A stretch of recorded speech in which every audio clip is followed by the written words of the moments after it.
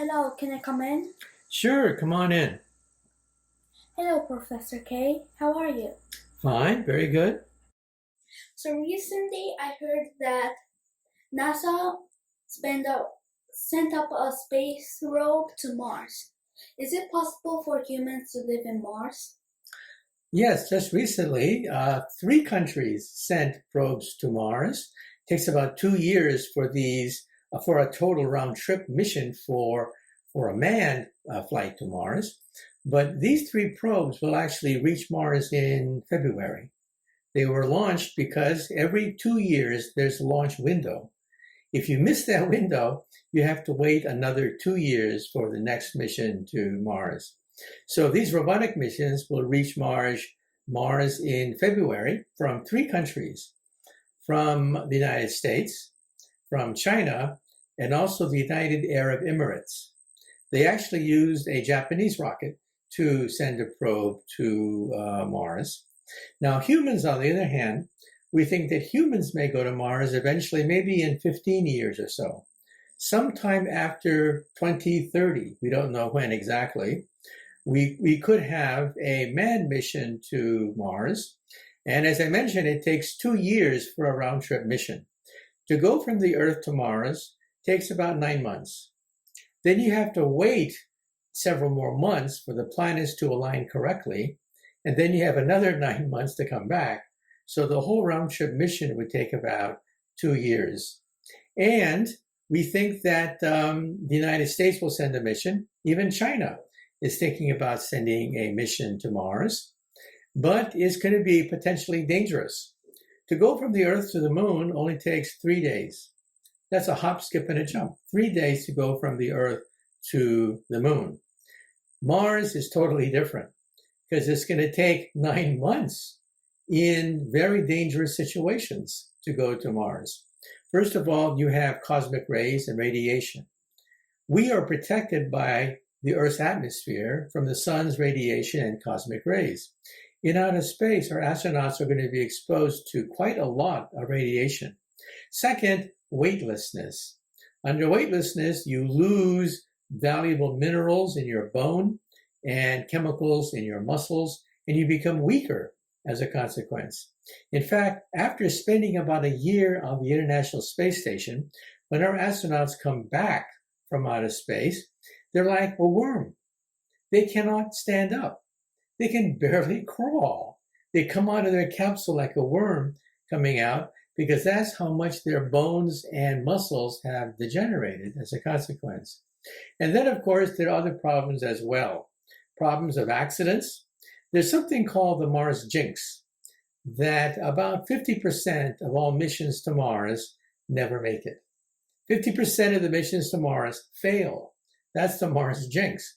So you have to realize that the astronauts are gambling because not every mission to Mars is successful. Now, believe it or not, there are actually two possibilities of going to Mars. One is first go to the moon, and NASA is already thinking of building a lunar orbiter, a space station that orbits the moon. From there, launching an ion engine to Mars. That's one proposal that NASA is proposing. However, there's also Elon Musk of SpaceX, and he's saying, why bother with the moon? We've been there, we've done that. Why not just jump to Mars directly? And he's building his own spaceship capable of going to Mars. So we have not one, but two rockets that may take us to Mars. NASA has the SLS booster rocket, which is designed to take us back to the moon in just a few more years, and then to build a lunar station, and then eventually to go to Mars. Elon Musk has his own rocket called Starship, which he thinks can go to Mars in one jump, bypassing the moon. Thank you. I heard that Mars has ice on the surface, and maybe there might be water under it. And there might be a chance if water is on Mars, there might be microscopic animals or beings under the ice.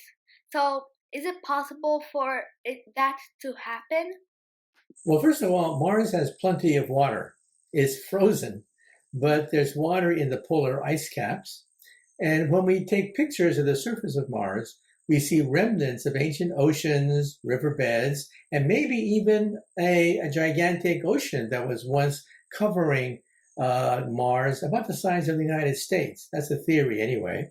So Mars has plenty of water. The problem is it's frozen. However, we now realize that liquid water under very rare situations can exist on Mars. Underneath the polar ice caps, we find evidence of a liquid water ocean. Now, why is that important? Because liquid water is the amniotic fluid of life. It's where life came from. What do you need to create life? You need three things to create life. First, you need water, by which you can dissolve many chemicals. Second, you need energy, like sunlight, cosmic rays, electricity. You need a source of energy. And third, you need chemicals, chemicals that can give you hydrogen, oxygen, and carbon to create life forms.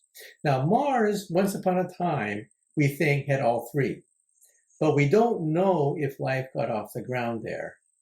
Now, we have no evidence of any life on Mars at the present time. However, some Mars rocks have actually landed on the Earth.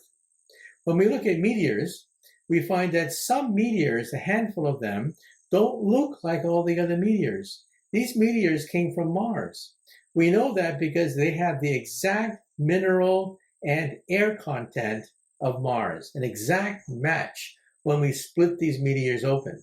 One of these meteors, years ago, we split open, and under a microscope, some scientists thought they saw evidence of fossilized single-celled organisms inside the meteorite. That's still controversial. We don't know. Some scientists say it's nothing but a crystal that looks like a multicelled animal inside the meteorite. Other people say no. This is evidence that once upon a time, Mars had life on it. That debate is still going on, by the way. We still don't know if life from Mars actually came to the planet Earth. What happens is meteorites plow into the surface of Mars and blast debris into outer space. Some of this debris then floats in outer space for millions of years until they land on the Earth. That's how we know that these meteorites came from Mars, because they had the exact mineral and air content of Mars. Now, what we want to do now with this latest rover mission is to get a sample of Mars rock and take it back to Earth. That's what's new about this new mission to Mars. First, we have a helicopter, the world's first helicopter that will go to another planet. And second of all, rock retrieval. In other words, our rovers are going to grab Mars rock, store it in a bin, and then years later, another mission will come and retrieve these rocks and bring them back to the planet Earth. Then we might have evidence, who knows, that once upon a time there was microbial life on Mars. Thank you very much. Is it possible millions of years ago there was medium-sized living life on Mars? Well, it turns out that Mars cooled off before the Earth. So when the Earth was still molten 4 billion years ago, Mars was cooling off. And therefore, Mars once had oceans, we think, before the Earth had oceans. So if life got started, it would start in the oceans. And Mars had all the conditions for life. It had plenty of liquid water back then, energy from the sun, and organic chemicals. So it's conceivable, this is the theory, it's conceivable that DNA maybe first got off the ground on Mars even before the Earth. And then some people think that maybe if a meteor hit Mars, it would blast some of these meteors to the Earth and seed the Earth. So in other words, some people think that we are the Martians. So maybe the next time you want to see a Martian, simply look in a mirror.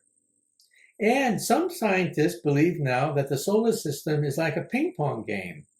that meteors blast into Venus, the moon, Mars, even the Earth, shooting materials into outer space, which then land on other planets like Venus, Mars, and maybe the moon. So we think that the solar system may have exchanged meteorites billions of years ago. So maybe if life started on the Earth first, for example, maybe Earth rock landed on Mars, or maybe Earth rock landed on Venus. Now, this is just a theory, but we know for sure that we have rocks from Mars on the Earth. Thank you very much, Professor K. Well, it's been my pleasure. Thank you.